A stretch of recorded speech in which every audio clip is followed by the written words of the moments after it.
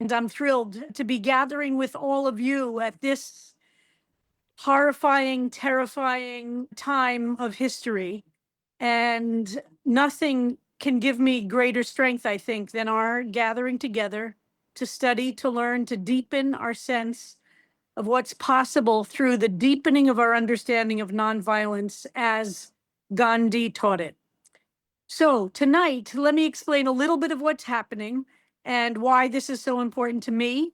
And then my professor and teacher, Dennis Dalton, will speak a bit. And then I'll come back to speak a bit. And then we'll have some questions at the end. So for security issues, we don't have the chat open, but you can send any questions or comments you have. And Dennis and I will respond to them for those last 20 minutes. And if there are more than we can handle, we're going to actually write some responses and we can stay on a little bit longer for some of them. And then we will be able to explore different elements in these 3 sessions. Now, as anybody who knows any particular topic, 3 sessions about any topic is only just touching the surface. But we're very moved that so many of you have stepped forward and are interested in exploring this question of what does Gandhian theory and practice of nonviolence have to teach us today as we face a culture of protest and the necessity of creating a movement of resistance to face this authoritarianism / fascism that we're seeing in this country today. So I believe that Gandhi has a lot to teach and informs me deeply. In addition to my own Jewish sources for spirituality and richness of practice of life itself, Gandhi has been, along with Beethoven, my 2 most important non-Jewish sources of inspiration. And I really encountered Gandhi as a freshman at Barnard College in 1977 when I entered the classroom of Dr. Dennis Dalton, who's one of the world's leading scholars of Gandhi. But Gandhi was he never wanted anybody to say that they were expert in him. And when I tried to say that Dennis is an expert, Dennis corrects me. So I'm not allowed to say that. Gandhi felt very much he did not want to be a guru with people following him blindly without open eyes and coming to an understanding of what these philosophies would mean personally for each of us. But when I entered Dennis Dalton's classroom, as with so many people who were at Barnard in the many years that Dennis was a professor of political science, my life was really transformed because here was somebody who both lived and practiced and studied what it would mean to be a part of creating a better world each and every day. And Gandhi, and through Dennis, I learned in Gandhi's practice so much, which is true also in Judaism, that the point is to start with you, with each of us, as the access to what the teachings are about. And one can't adequately change the world if we haven't adequately worked on ourselves to some degree. That's been a very powerful learning for me in both Jewish practice as well as through Gandhian nonviolence. And I'll speak a little bit more after Dennis does about some of the things and ways I see it as affecting us today. I want to first of all start by thanking Jesse Katz and Ann Targovnik, who have done all the back office stuff to make these 3 sessions happen, and Josh Walker as well, who created all the social media work. And we are all volunteering, and all of the donations that you've offered go to the Beacon. And a word about the Beacon, which is a project we began January 20th, 2025, exactly at the moment that the current president was inaugurated. We launched this project without knowing everything it was going to be, and we still don't. Without understanding every element we were going to put into place, we still don't. But we wanted to, at the same moment that this dangerous, destructive force was becoming unleashed in the world, we wanted to model what it would be to come together and figure out how we can be a force for light, for good, for the practice of compassion, not cruelty, for creating a split screen that while there's cruelty happening in the world, we can continue to spread the light and to create goodness and kindness and love. So we started exactly at that moment, at noon on January 20th, 2025. And we have emerged in all different kinds of ways. And for those who are not already involved, if you want more information, you could go to beaconfordemocracy.org and get more information there. And we're focused on Thursday nights for 30 minutes to have a ritual every single week of going out with neighbors locally in your neighborhoods that create a weekly expression of protest, of resistance, and of love and light. And then we feed into the larger, bigger protests that are happening as well. So many people on this call already are participating. And if you're interested, just let us know. The other piece of what we want the Beacon to do is to have an education program. We see in our activist world a thinness of both theory and of ideas and of spiritual nourishment. All of our multi-faith traditions have texts and traditions to help us not only survive in times of adversity, but to thrive and hopefully even overcome them. So in the fall, this class is a little bit of an experiment. And in the fall, what we'll be doing is having different kinds of classes that will be mining a multi-faith traditions and secular, looking for the sources that help us sustain ourselves in times of adversity, and yes, even thrive and have the energy to pursue a future of freedom and of liberation.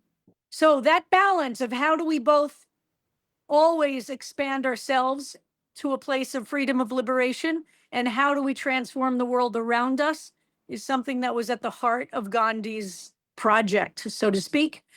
I want to say something else we put in some of the writing, which is that if you have not seen it, we can't strongly enough encourage you to watch the Richard Attenborough 1982 movie called Gandhi, which came out the year after I graduated from college. And I spoke to Dennis immediately about it to check in on its historical veracity, because it looked pretty good to me.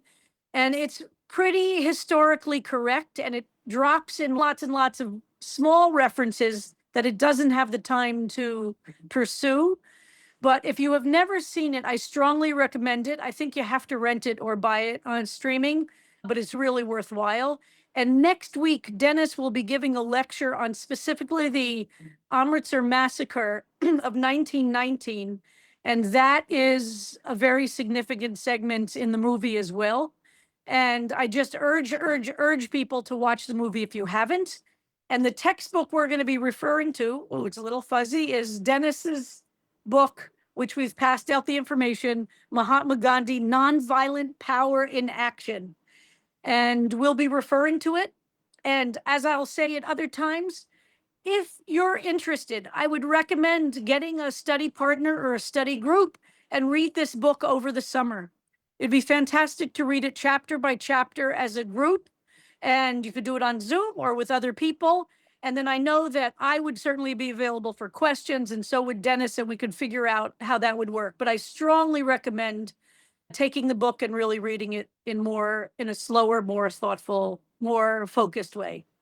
So now I'm going to turn it over to Dennis Dalton, and we are so incredibly lucky. And unfortunately, Dennis and his wife have both had some medical issues, and we weren't sure whether Dennis would be able to participate. So you'll notice we first advertised that he was, then we advertised that he wasn't, but thank God he's well enough to join us. And I know nothing compared to this man. And I keep telling him he has to correct me when I make mistakes. And I cannot emphasize what an incredible honor it is for those on this call to be able to get to learn with Dennis Dalton. So Dennis is going to do a brief overview of how he got to Gandhi and a little bit of what that means through King, and then we'll continue from there. So Dennis, we're all yours. You just hit. Just stop. Go out of this page. Here. Okay, now I'm back on. Touch that. I'm touched. Afraid for a second I wasn't. Okay, most important, I'm here because of Sharon. I want to emphasize, oh yeah, Kevin's saying, wave if you can hear me, if everybody can hear me. Yeah, okay, great.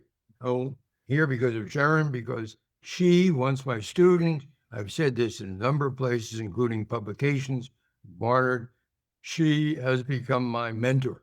And the reason is that she practices what I have taught, preached, from the beginning, 1977, and I'm always proud, feel privileged, Sharon, to be with you and to feel so strongly that when you speak out and when you act as you do so with me, that is, I feel so strongly that we're together in this struggle, as you said, against authoritarianism and the way in which we're facing this terrible situation now around the world, but specifically concerning the United States.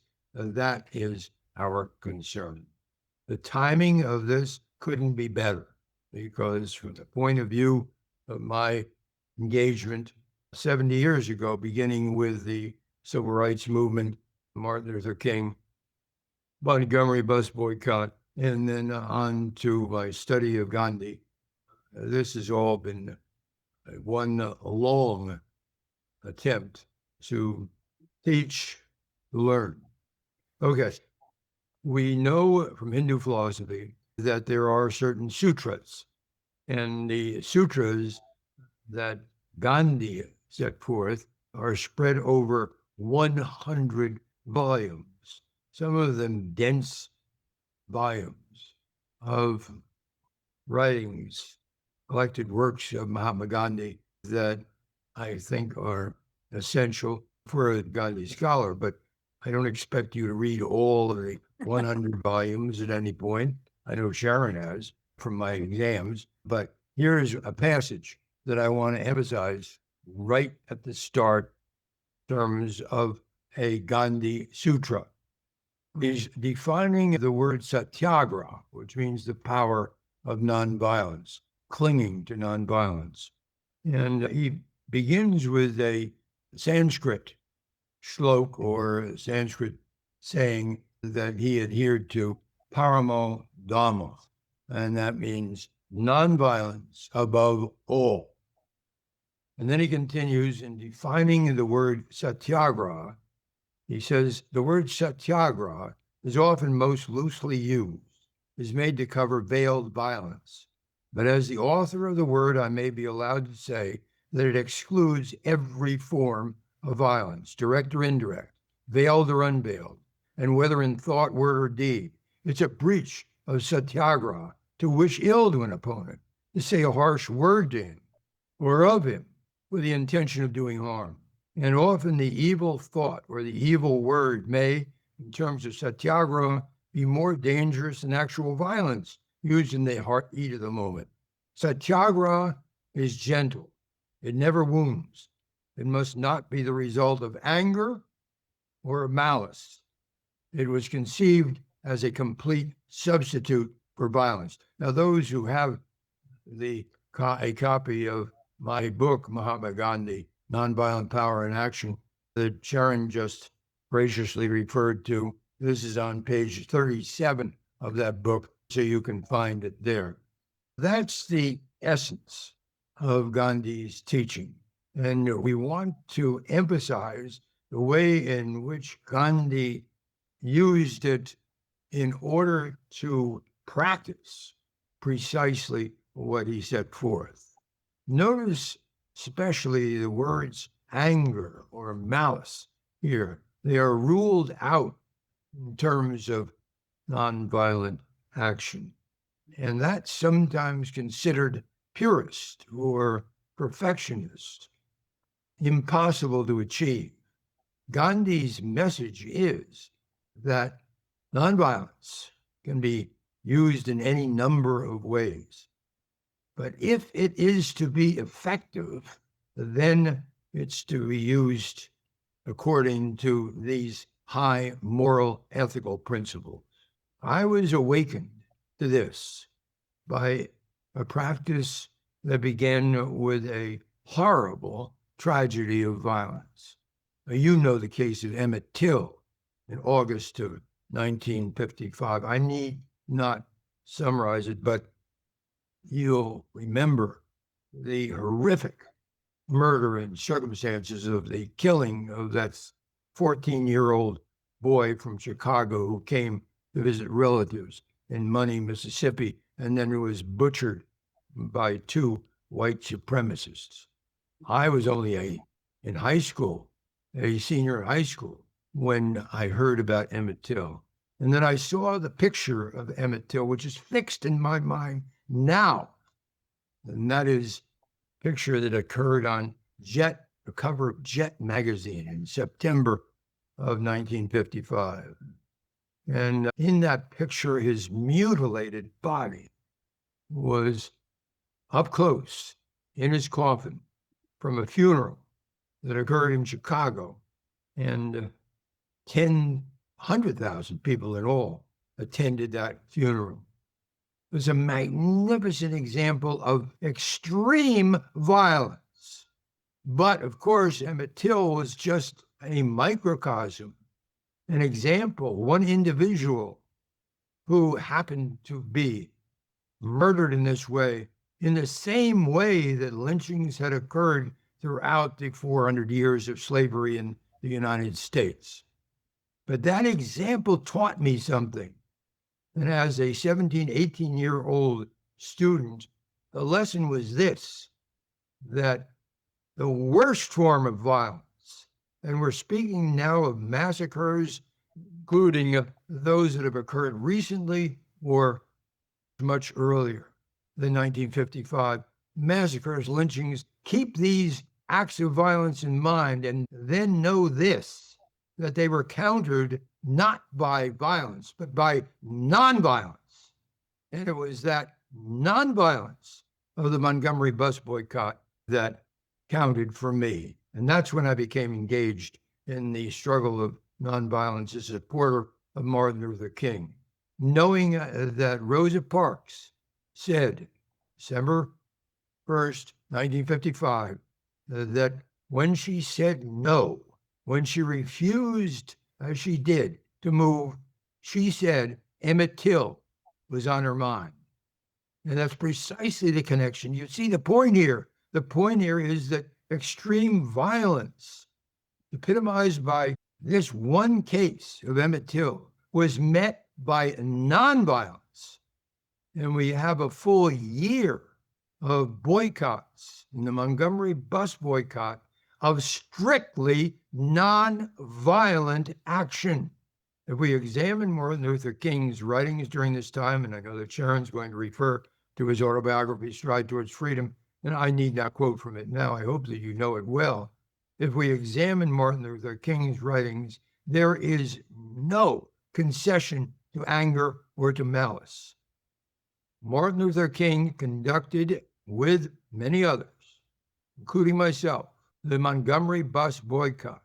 And in that bus boycott, there was not a single act of violence on the part of the blacks. There was plenty of violence on the part of the whites, including the bombing in January of 1956 of Martin Luther King's home, in which he preached, then go home with your guns, he said to his black audience. And that is the point, that nonviolence can overcome violence and manage to register its power, its sheer power in the face of this. Because the Montgomery bus boycott, whatever we think of its action at that time, was entirely successful.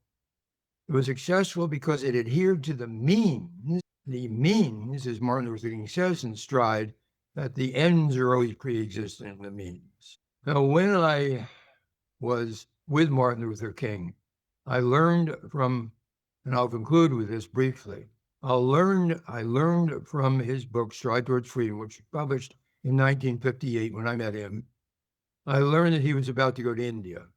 And he did go to India to learn the lessons of Gandhi in early February, March of 1958 combined, following the publication of his book. And so I decided that I wanted to go to India too. And so I studied what it would mean. And I read and reread his works on Gandhi. And I decided to go there and study Gandhi myself. And that's where it began. From 1960 to 61, when I was in India and Nepal with my partner, Sharon, sitting next to me, I learned this. Gandhi's actions in India counted. They were powerful, and hence the subtitle of my book, Mahatma Gandhi, Non-Violent Power in Action. This is what I'll try to get across in response to questions, and also next time when I talk about the Amritsar massacre of 1919. Nonviolence is about the use of power, but power in the right way, with the means and ends always together. There is no way to peace. Peace is the way. Sharon, I'll conclude with that brief comment. Thank you. Thank you, Dennis. Thank you so much. And what that means, and if you read in Dennis's introduction, he explains, so when he started really doing the deep dive into Gandhi, he had access. Gandhi was assassinated in 1948, and Dennis was doing his work in the late 50s and early 60s, when those who were around Gandhi were still quite alive and active. And it was not that long after Gandhi himself had been assassinated, and all of his close comrades were still very much alive, mostly, and available to him. So Dennis is an incredible connection to Gandhi himself and to the people around him. A little bit about Gandhi in terms of the biography for folks for whom Gandhi is just a vague word. And so many things in our culture, things get flattened out in our culture, and Gandhi has become a little bit of a meme. So what's important to know is that Gandhi entitled his autobiography, which is extraordinary work, called The Story of My Experiments with Truth. And I've always loved that name of an autobiography because he really saw his life as a series of experiments with truth. He believed profoundly in truth, and that you don't always know what the truth is initially, and you have to uncover it, discover it, and learn what it is, and be open to challenging yourself and the world around you. So the name of his autobiography is The Story of My Experiments with Truth. He was born in 1869, and then he died as he was assassinated in 1948. And it's important to know that he was assassinated not by a Muslim hater of Hindus, but Gandhi, who was Hindu 100%, and what he did is that he reached into the Hindu tradition and used very traditional Hindu ideas, but with new meaning, which is very moving to me as a rabbi, of course. How do we use ancient traditions, but give them new meaning? Gandhi exactly did that. So he could build on the Hindu traditions, the Hindu texts, Hindu values. But he ultimately was assassinated by a Hindu activist who was outraged that Gandhi was interested in and worked hard and was dedicated to peace with the Muslim community. And Gandhi was heartbroken that upon independence from Britain, partition took place. And in the areas of what was then the British India, the part that was majority Muslim became Pakistan, and the part that was majority Hindu became Hindu, but there was a population transfer, and Muslims who were in Hindu India went to Pakistan and vice versa. And of course, Pakistan was in two different locations. And then a civil war broke out, and the violence and hatred between Hindus and Muslims was horrific. Dennis, was it something like 1 million people were killed in that period? Yeah, over 1 million people. Over yes. 1 million people in this clash between Hindus and Muslims. And ultimately, Gandhi was assassinated by a Hindu who was outraged that he was standing with Muslims. So in 1888, Gandhi went to London, as many Indians did, to study law, and he saw himself as a British barrister. And many of the photographs of Gandhi of this period, he's dressed in full Western clothes. He looks like a upper class British barrister. And he goes to South Africa in 1893 to work as a British barrister. And of course, South Africa was part of the empire. And all the photos of him at this time were absolutely wearing full Western clothes. And he took a train and he bought a first-class ticket. And the conductor of the train, and this is, by the way, also very well portrayed in the movie, and a conductor of the train not only didn't respect that he had a first-class ticket, but threw him off the train because he wouldn't move to the third-class colored part of the train.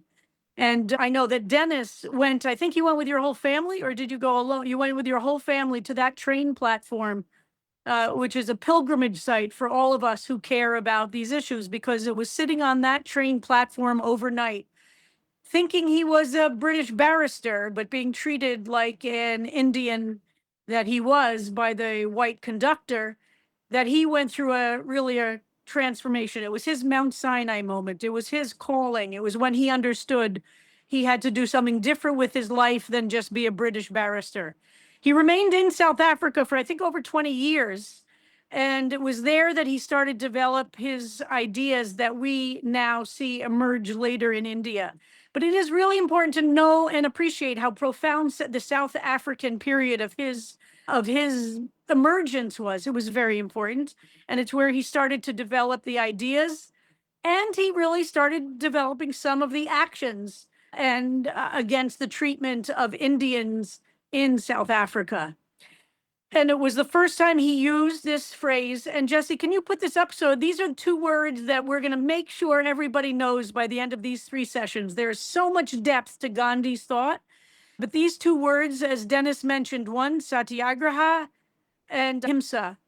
And these 2 words he really started developing in South Africa. And the first use of the action of satyagraha, which is maybe truth force or some kind of soul force.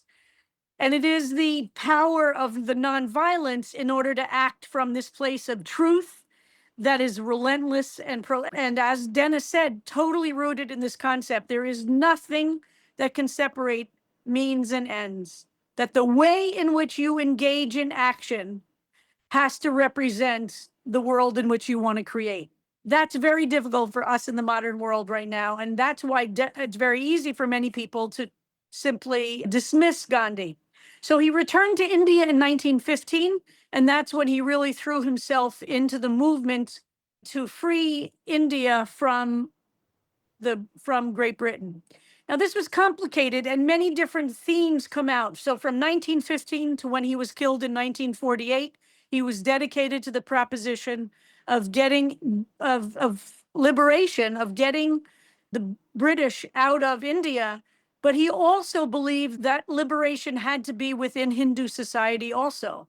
So he often said in all different ways that if we only get rid of the British Empire, but continue the caste system with the untouchables, we will not have achieved liberation. That he did not believe there was just external political liberation from the outside oppressor if in the internal society people weren't doing the work. And he was hated by many in Hindu society for taking on the untouchable issue. And he was hated for also saying that Muslim Hindu unity was essential to the independence from the British. These made him not very popular with some of the leading Hindu voices of the day. And that's a whole big story of how somebody maintains this level of commitment to what he believed to be true, despite hatred, not just from the bad guys, so to speak, the other, but from inside his own community. It was quite intense. And in 1919, he led some protests, and Dennis will talk next week about the Amritsar massacre, which was a brutal, and to this day, Great Britain, I don't believe, has really apologized for it. They've offered some very soft statements, but we'll hear more about that next week. And then in 1930, these are just major events in this process. Gandhi led the 240-mile march to the sea to take salt out of the sea and make salt for people because the British government had taxed the salt and not made it possible, which was an essential element. So that's considered one of the most important examples of civil disobedience. And there are a few features of that which we'll talk about in the course of our time together, I hope. One is that Gandhi believed you needed to be prepared before you would take on an act of breaking a law, even an unjust law as the law was.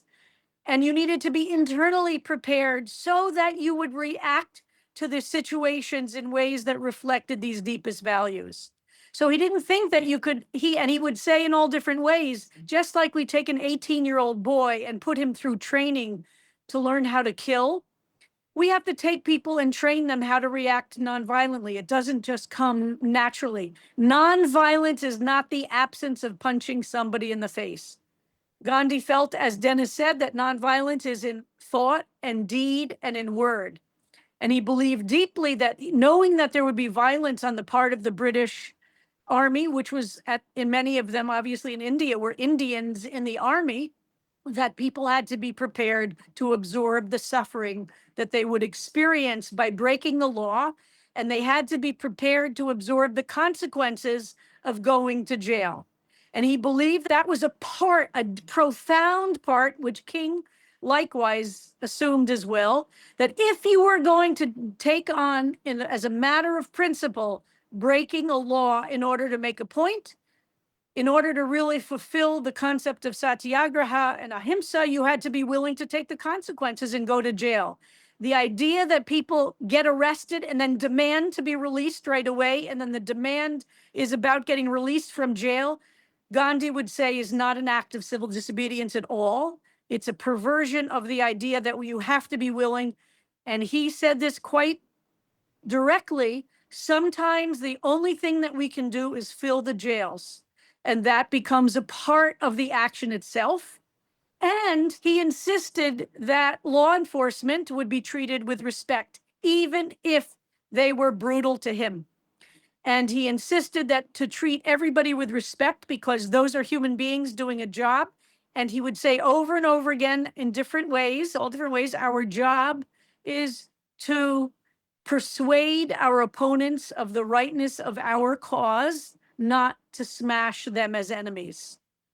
And the only way to do that is to treat somebody with respect, even when you're not experiencing it yourself. There has to be a strength inside. You can't be waiting for it from the outside. Again, this is what makes people here feel very anxious. It sounds Pollyannish or irrelevant or not part of the real world. But Gandhi trained, and the movie does a very good job, unfortunately, because it's painful to watch, a weight of waves of people willing to get beaten. Gandhi believed that satyagraha, and civil disobedience, I think, is a bad word, is a word that really doesn't approach what Gandhi meant. You needed to help create a gap in the vision, in the narrative, so to speak, between how you behave and how the oppressor behaves. And hopefully that gap will also help influence those witnesses. People who are watching will watch and see and be drawn to your cause. 1947 came the independence. After World War II, we know Great Britain broke up many different pieces of their empire. And Gandhi often said that while he was extremely firm, nonviolence does not mean being a wimp. Nonviolence doesn't mean being passive. Nonviolence doesn't mean insisting on your truth. It's the way it is done from a place of power that's not about guns, but it's a kind of a power that is deep inside of each of us, that Gandhi believed. So again, the independence from Great Britain and then Pakistan and India were created, and the civil war with over 1 million dead happened. And then in 1948, Gandhi was planning to go to Pakistan. He never lost his belief that it was going to be possible for Hindus and Muslims to achieve some kind of reconciliation. And then he was assassinated in 1948, as I said, by a Hindu extremist his major criticism of Gandhi was his openness and willingness to defend Muslims.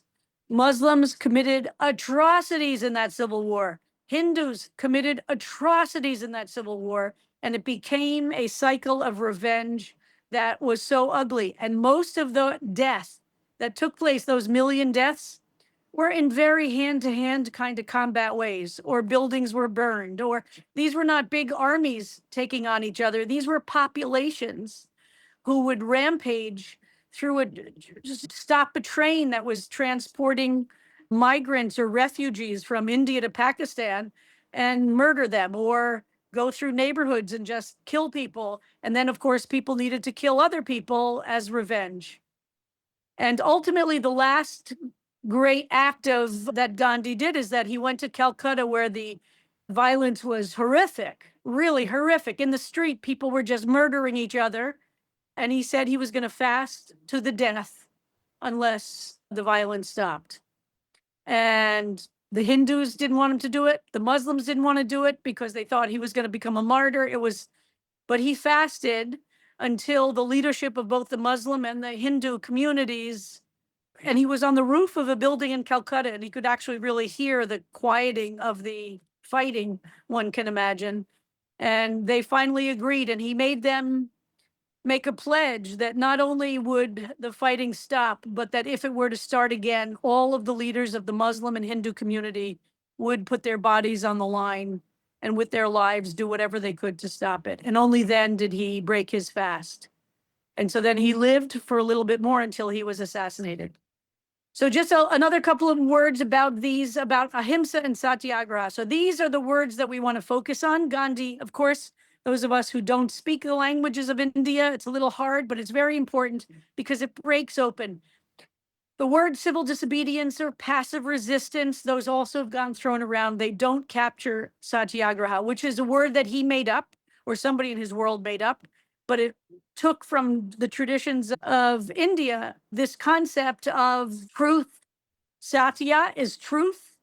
The idea that truth is at the center, how relevant is that for today? That truth is at the center of everything, and that becomes a force, along with nonviolence. Ahimsa, so these are very much together, where nonviolence is central. Suffering ends up being embraced as a form of persuasion. And the goal is absolutely to convert the opponent, not to defeat them. And it requires personal discipline and inner strength. That's very key. And nonviolence is not the absence of physical violence, but it includes something we in Judaism would call our kavanah, the intention, how we're approaching it, what's internal. How are we doing these actions out of anger and hatred?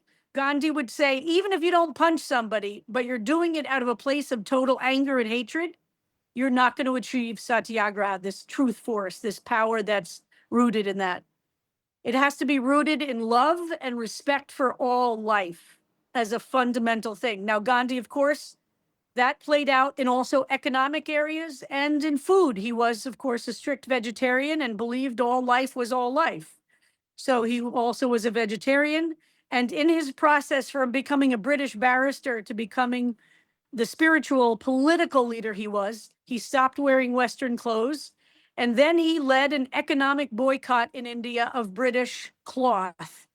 And again, Gandhi, very much like King, really understood economic injustice, was deeply linked to the racial injustice, deeply linked to the political injustice. He understood them all to be linked. So everybody in his ashram, everybody in his life, including Gandhi, had to do a quota of spinning cotton every day. And that cotton became the cloth of the movement, of the resistance movement, and Gandhi's own clothes were from that. And it's very moving to me. He went to London at some point during this to have a meeting with the big shots in Great Britain. And he made an effort to go to the mill towns who were suffering because of the boycott of India, to make sure that he would speak to the workers directly and explain why they had to do this boycott. And there's some very moving newsreels of Gandhi in these mill towns meeting with these British working class mill workers. So he very deeply understands that economic, political, spiritual are all linked together. And he has a lot of really important writings about that. Okay, so a couple of more things, and then we'll open up to questions. Martin Luther King said about Gandhi, if humanity is to progress, Gandhi is inescapable. He lived, thought, and acted, inspired by the vision of humanity evolving toward a world of peace and harmony. We may ignore it at our own risk. And as Dennis mentioned, Gandhi's first book was Stride Toward Freedom, which is all about the Montgomery bus boycott. And King has a very moving chapter in it, which he describes some of his journey toward nonviolence. He doesn't talk at great length about Bayard Rustin, whom many of us know was very important to King's understanding of nonviolence. And Bayard, who was born and raised as a Quaker and knew of Gandhi before King did. But we all know the different reasons for that. I won't go into that now. But one thing that's really moving, if anybody has King's Stride Toward Freedom, King goes through, and I'm going to briefly, how am I doing? Okay, I got a couple of minutes. I'm just going to do it. The King goes through why nonviolence. He understood. He's a Christian. Gandhi was a Hindu, and how he translated the principles of satyagraha and ahimsa to his movement. And again, as Dennis said, this was published in 58, soon after the Montgomery bus boycott, and the book is all about the bus boycott. It's fantastic. First, it must be emphasized that nonviolent resistance is not a method for cowards. It does resist. If one uses this method because he is afraid or merely because he lacks the instruments of violence, he is not truly nonviolent. This is why Gandhi often said that if cowardice is the only alternative to violence, it is better to fight. He made this statement conscious of the fact that there's always another alternative. No individual or group need submit to any wrong, nor need they use violence to right that wrong. There is always a way of nonviolent resistance. This is ultimately the way of the strong man. It is not a method of stagnant passivity.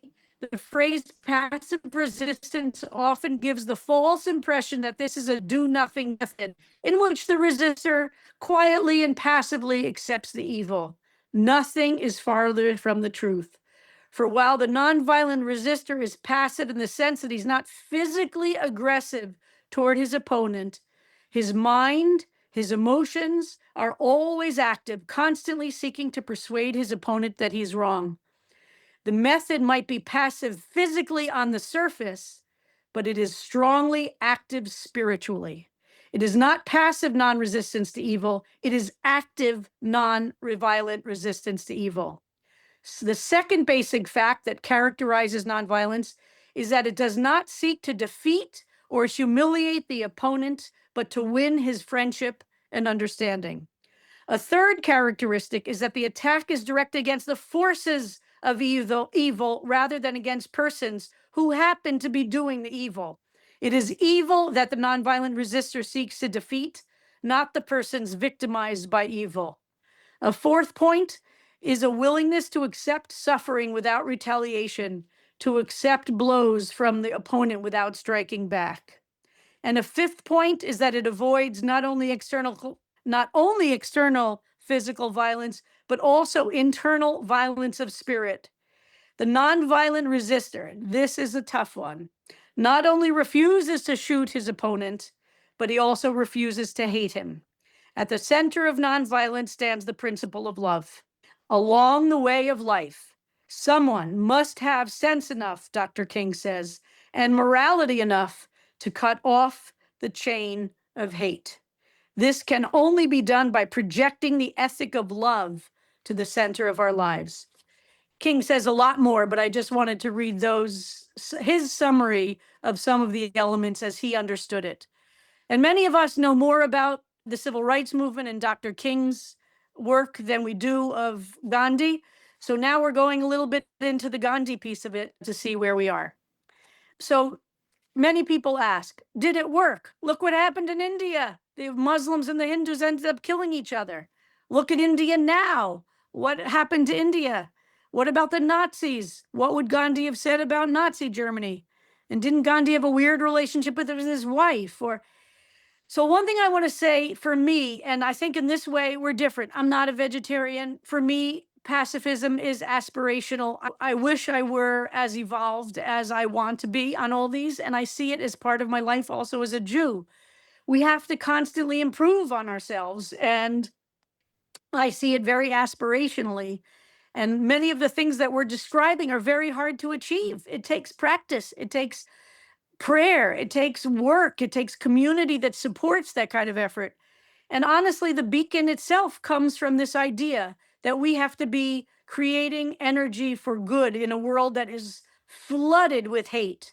And we have to believe that in our little 30 minutes a week, we can start that force. And so it's really important to understand that this is not just an act of not punching somebody in the face, but a profound act of power As Dennis said, it's power that's used well and effectively and power that's used nonviolently.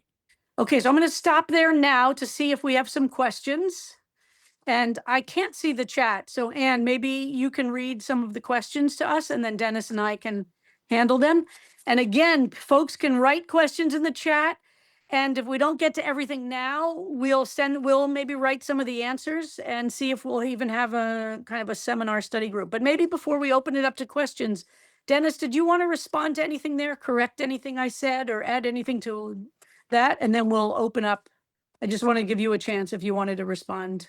My first response is that I admire the way in which you've captured Gandhi's teaching very sincerely.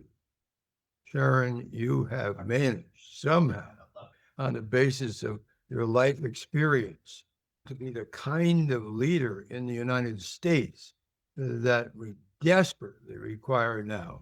You know, Okay, Dennis, I don't want flattery. I want to know, did I make any mistakes that you can okay, correct? but it ties in with this. Look, Sharon, when King was assassinated in 1948, I was devastated, of course. And I thought at that time, to console myself, look, there will be another king. There hasn't been.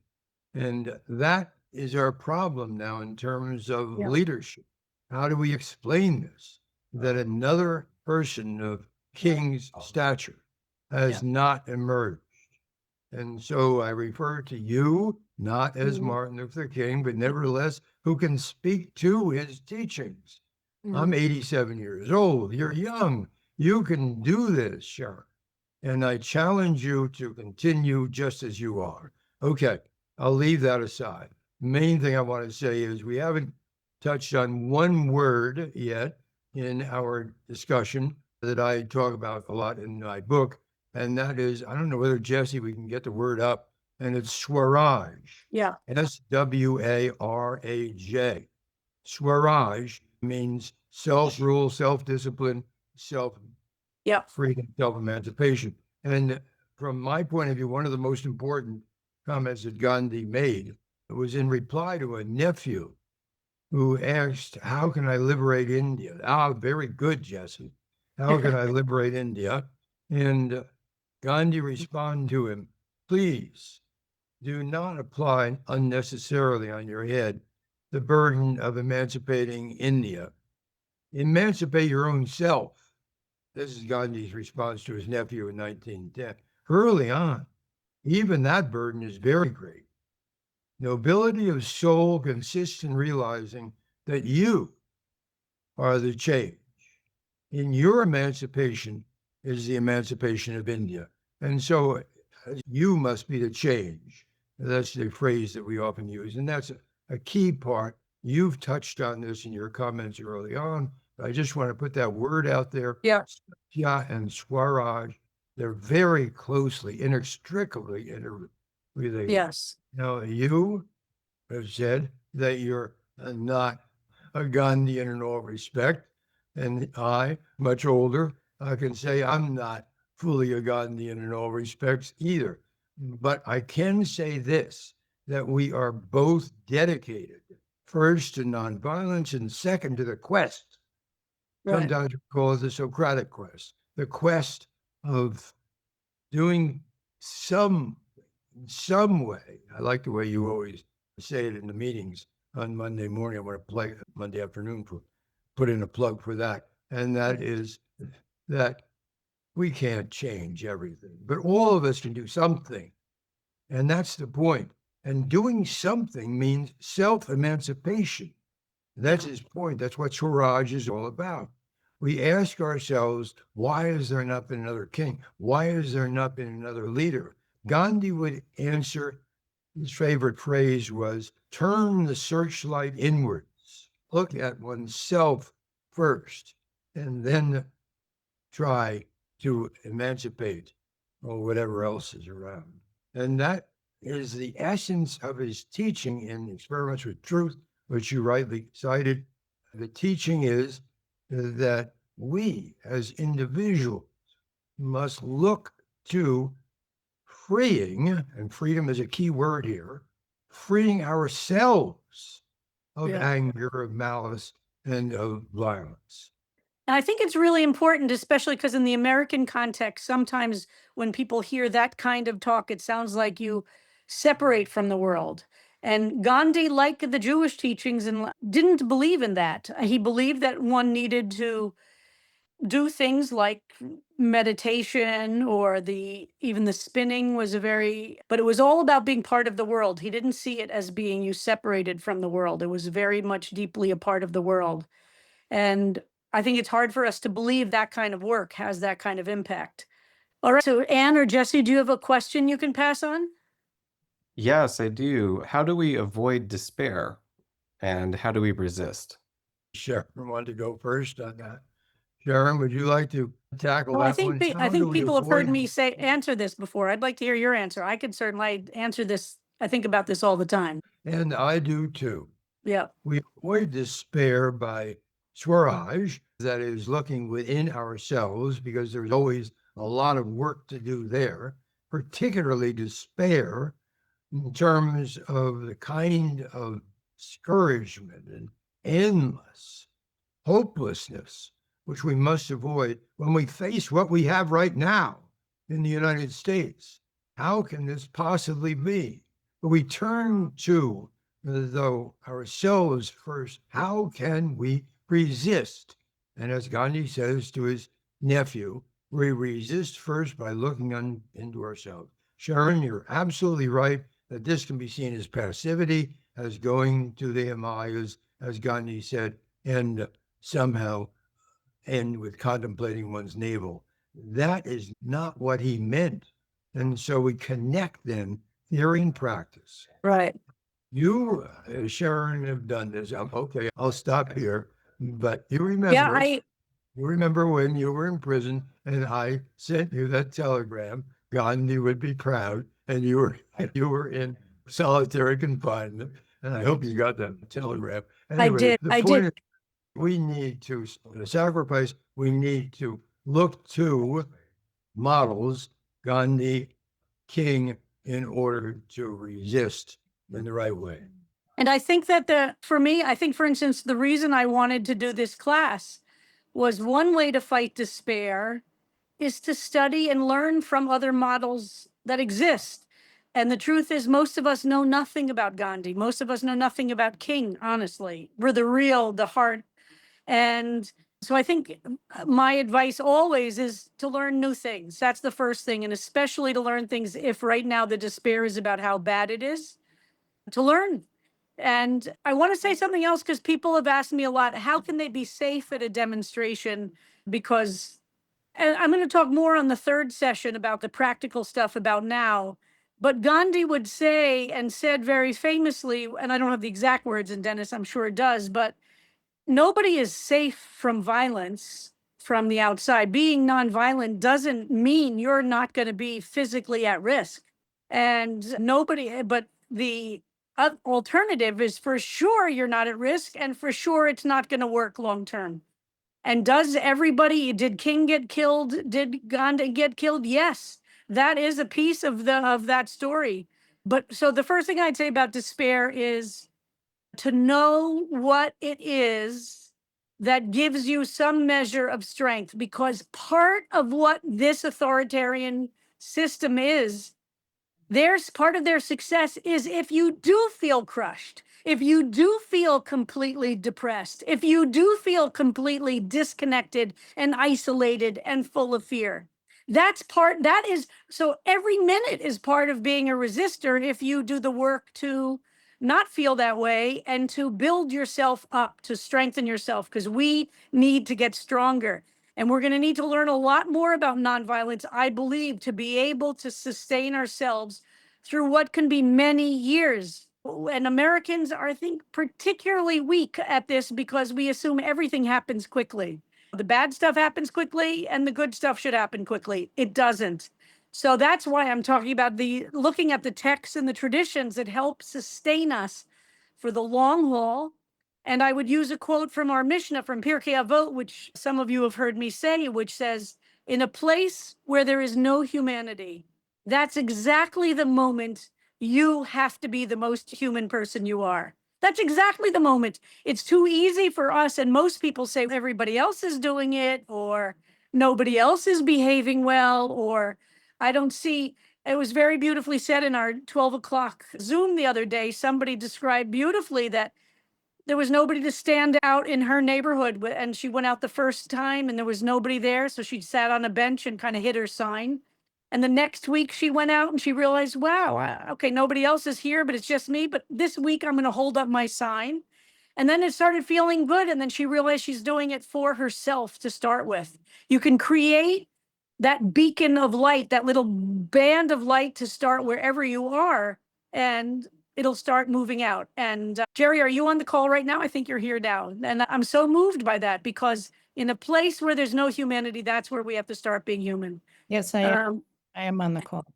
And we have to know that despair is not the end of the story. Sometimes you feel bad and you have to go into bed and cover up your head for a few days. And then you get up again. You know, the Dalai Lama said one of the powers of resilience and of spiritual maturity and spiritual strength is diminishing the time between falling down and getting back up again. Assume you're going to feel bad sometimes, but maybe what you can work on is diminishing the gap between the time you feel terrible and the time you get up and you do something. And maybe that's something you have to do, is to take care of somebody else or a pet or a loved one who's lonely, or make a phone call to somebody, or show up at a Shiva Minyan, or go to a funeral. And then we have to think about we have to know that we're part of a national resistance movement and do what we can to be part of that and to add what our voice is to it. What was the second part of the question, Jesse? And then we're going to just take a couple more. Whoops. I think if I was how You got do it? we resist? Yeah. So Gandhi believed very strongly that you had to start with yourself, but the goal is obviously to build a mass movement. It's not to end with the only thing that was going to ultimately change Great Britain's rule in the British Empire was, and he's over and over again, I don't know how many millions of people were in India, how many Indians were in India. And I think there was something like millions and millions of Indians. And what was it? Tens of thousands, maybe 100,000 British. And so it was really a very small number compared to, so it took really igniting people's, and the British Empire had been there a long time.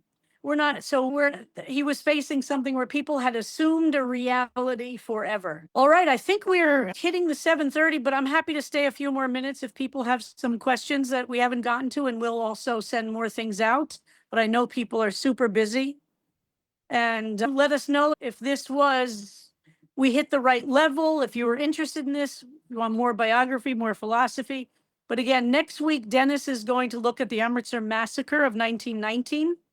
And I urge people to watch the movie and to read Dennis's book.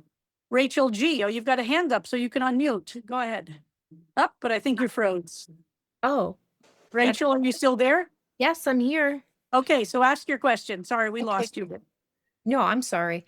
Thank you so much for this teaching, and thank you to everyone who's participating here with us. It really feels like a nice community. I've studied some of the work of Marshall Rosenberg, and he's all about nonviolent communication.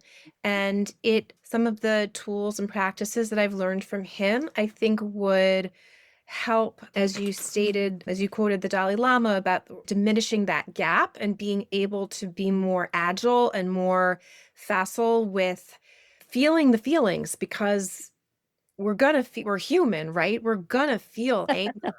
You can't just say, no, don't feel anger, but it's what to do with that anger internally and how to harness it. And so I was curious, I don't know of any connection between Gandhi and Marshall Rosenberg, but I was just wondering if that was something you were familiar with. Thank you. I'm not. Dennis? Dennis, are you? You're muted, Dennis. By the way, I think we should collect resources. Why don't you send that into the email? And maybe if other folks have resources that we could share with the whole class, we're happy to do that. If people have things that you would like to offer and for other people to read, why don't we do that? Jesse, can you put the Gmail that we have, that people could send things in? I think that could be really interesting to gather things that have been moving or inspiring to people. Yeah. If I could just add, Marshall Rosenberg did not have any connection with Gandhi, but he definitely is in line with a whole series of thinkers that Gandhi and Gandhi studies are part of. We haven't mentioned enough, that is the engaged Buddhists. Yeah. Especially, Sharon, you mentioned Dalai Lama. I want to put in a particular plug for Nhat Hanh, Yeah. and the engaged Buddhist who was extremely active as a opponent of the Vietnam War. He was nominated by Martin Luther King for the Nobel Peace Prize, and he written a great deal about anger in particular. And so I refer you to him on anger, and also the Dalai Lama. They've written books titled Anger, as a matter of fact. And I think that Marshall Rosenberg captures this same theme. And just what questioner, I'm sorry, remind me who it was that asked the question. But I really appreciate the idea of that Thich Nhat Hanh and Dalai Lama said, what to do with the anger that you have. That's part of the self-emancipation project that's crucial. There's a good deal in Gandhi about what not to do with it. The Sanskrit mechanism is neti, neti, not neti, and that is not this. And there's as much about not doing as much as doing in terms of how one feels and experiences anger. There's a lot in the Jewish tradition too. This could be a very interesting class about anger and there's a lot in the Jewish tradition about the spiritual exercise of controlling oneself and of seeing that as a very important part of the spiritual exercise of maturity, which is to work on the slow to anger and the quick to recover, is a very deep part of the tradition. Ira, speaking of Buddhists, Ira is one of our Jubus. Oh, great. And that actually is what my question relates to, although you just touched on some of it. But Han was not part of the movement in India as it was happening. And I was wondering, since Buddhism has a very long history in India, was born there, what was the Buddhist leadership, if there was any, at the time of Gandhi? How did they fit into this picture? You want, let's see, can Dennis? you hear me? Yes, I don't know, Dennis, I you're- said, I do the big picture. You do the actual right. stuff. Yeah, can you? You're the scholar, Dennis. I'm Thank the you. dilettante. Can you hear me okay? Yes. I hope so. Okay, good. This is an excellent question because it raises, I think, intricate points. Gandhi himself said that, these are in lectures that he gave in Sri Lanka and Ceylon, that he was a Buddhist as much as a Hindu. And he raised the point about feeling at one, Sharon, you've mentioned this, at one with all religions. He was influenced by the Sermon on the Mount, but in London, he encounters a book on Buddhism, by Edward Arnold, and finds that book as exciting, even more exciting, as the Bhagavad Gita, which was his Hindu Bible. And that book tells the story of the life of Buddha and how it influenced Gandhi. So there's a great deal in Gandhi about Buddhism and the way in which there's unity between Hinduism and Buddhism. In the horrific communal massacres and the terrible fighting during partition, in which over 1 million were killed, the Buddhists were not involved. It was between the Hindus, the Sikhs, and the Muslims, and Gandhi was trying to do it. The leader of the Buddhist community, and finally, is B.R. Ambedkar, an Ambedkar, phenomenal figure. He actually took a PhD from Columbia University, having been born an untouchable, or a Dalit, as we say, downtrodden in India. I'm sure you know of him. And in my book, my latest book, the burden of one of the chapters is to show how Ambedkar, who was opposed to Gandhi during part of his life, at the end of his life comes close to Gandhi in terms of adopting the principle of Maitri, or of enlightenment for all, but especially of nonviolence. That's a chapter in my book. But I don't want to go into that now. As Sharon says, this whole aspect of anger and handling anger, which is so much at the heart of engaged Buddhism. That's for another lecture, as we say. Thank you. Jack Neiman. Oh, wait. Okay. Rabbi, wait. So start video. Okay, there we are. Okay. Okay. I'm tuning in late. Wait, just to give Rabbi, I adore you. I love you. You know that. And everyone here. Miss you. And I miss you so much in all my travels. No, you have to know that. And you know that. But okay, so when you're in Dakar in Senegal, when you're in Fez, Morocco, and Homa Maimonides, and you're in Cordoba, where I have visited, and you're at places where there it's erased history. There's no mention of it. And so Hindu and all of that it's mostly Christian and Islam in the places that I've been visiting. And like, how do you even introduce that? Because there's no mention of it, even though it's been a long time history. And it's just infuriating that is not acknowledged. And I don't know how to deal with it. Yeah. So Jack, that's a really important question, but it's not completely on topic for now. So I'm going to put it a little bit in a basket. And I'll just keep saying this, what Dennis said before. No one can do everything. Everyone can do something. And when we think about the evils of the world, including the erasures of cultures throughout time, it is horrifying. So what you have to do is do what you can do and pick a piece, pick your something, and go deep. That's what And I I try. know you do that. All right, let's see, we'll take David as our last one, and then we'll end for today. David, you've got the last question. David Edwards. You mentioned Bayard Rustin. Bayard Rustin was a great example of Swaraj, of self-control, of self-regulation. He, as the leader of the organization of the March on Washington, never expressed his anger at the people around him who were trying to suppress his leadership. King supported him fully.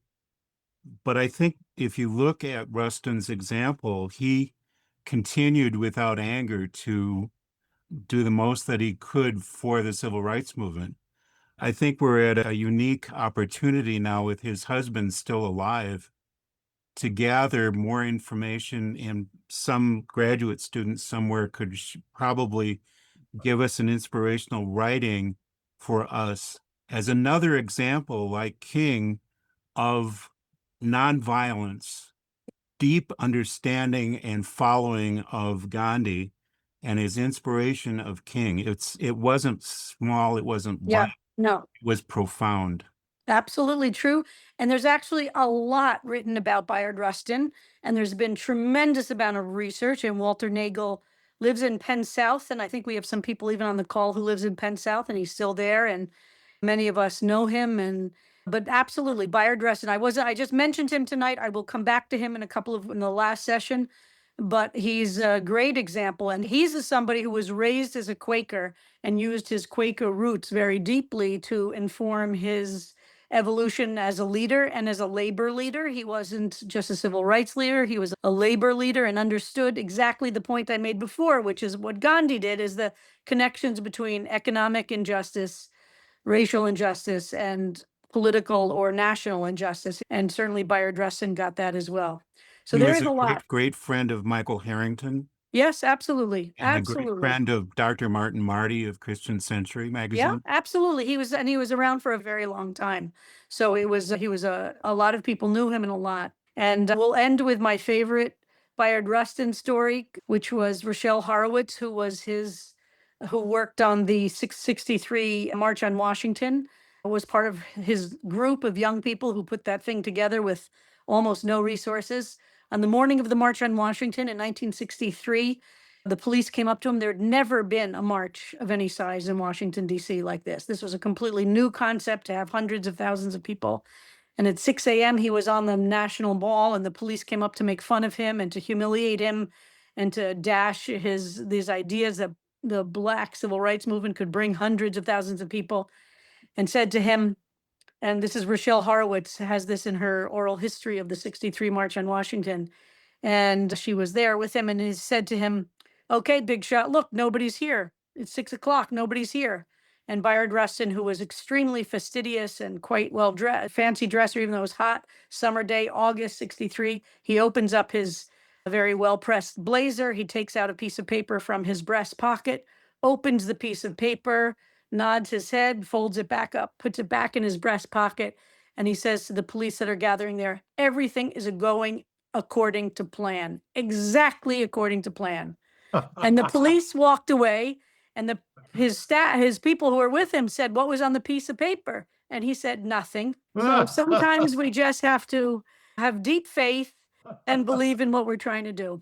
Can I add my favorite story? Yes. I'm out of time. And that is at the very beginning of the Montgomery bus boycott, Rustin saw the immense importance and significance of this event, went to Montgomery, and you probably heard this story, to King's home, returned from India himself, to King's home, and began to teach King about nonviolence. And King was responding sympathetically, but then Rustin sat down, noticed there was a pistol, good, you've heard this, in King's couch. And he said to King, "You can't have this around." Now remember, King was very sensitive to this because after all, his home was bombed, as we said, in January. And he was also like 26 or 28 years old. He was, Precisely. And he was in defect. And King, from that moment, threw away the pistol, apologized to Rustin, and so Rustin was his mentor. yeah, absolutely. All right, dear friends. And I also want to thank, we used some music from Allie Harper in the beginning that welcomed you in. Thank you all so much. Use that email to tell us anything you want me to hear about the class and any resources you want us to share with everybody else. Would love to hear about it. Please watch the movie if you can, read the book, and look forward to seeing you next week at this time. And if you can, Thursday night, be out there with a beacon group. If you don't know where one is or want to start one, also write to us. And then on Saturday, on Shabbat, there's the No Kings rallies. There are 1,800 different events happening around the country. And there are some that are just popping up, like Diane Berhenny is going to stand on the corner at 96th Street. Join her on the Upper West Side. It doesn't matter where you are. And that's part of the beauty of the kind of movement we're building now. Bye-bye, everybody. Blessings to everyone.